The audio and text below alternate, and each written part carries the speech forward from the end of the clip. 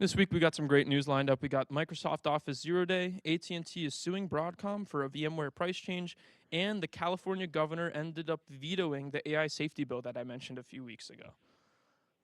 Okay, so first off, we got the zero-day flaw in Microsoft. This was found by a security researcher, thankfully, and patched, but it was a critical information disclosure vulnerability affecting Office 2016, 2019, LTSC 2021, and Microsoft 365 apps.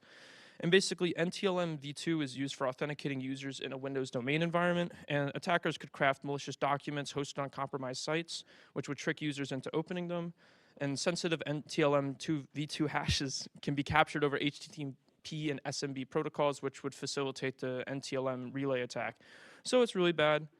I say it every week, update your systems. If you can't patch it, you can block NTLM traffic, configure group policies, or just restrict access to port 445 on TCP. We also got Broadcom AT&T dispute over VMware pricing. Basically, Broadcom, they went to AT&T and was like, hey, we got a 1,050% price hike for you. AT&T was not having that, and then there's a contractual dispute. AT&T cited a previously signed 5-year contract that entitled it to support services, which Broadcom ends up disputing, which claims the contract has an end of availability clause. AT&T executive expressed that the proposed price increase is extreme and detrimental to the long-term partnership, which led them to pursue legal action against Broadcom.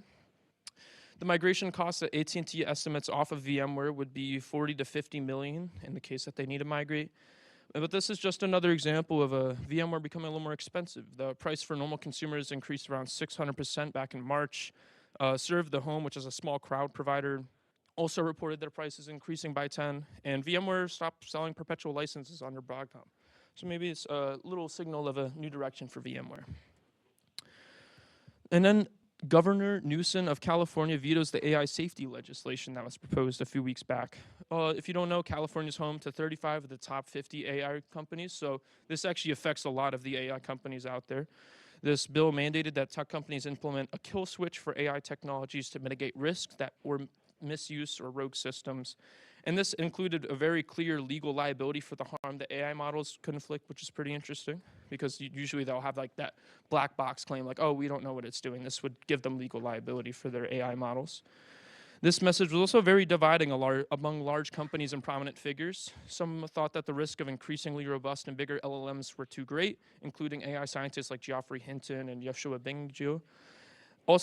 Others thought it was just burdensome to AI companies and could stifle innovation as well to fail to focus on the smaller dangers of smaller, most specialized models that exist, because it was only focused on the bigger models and the big companies. And OpenAI and other major tech companies lobbied against it and were against it, but it ended up getting vetoed in the end. So my sources.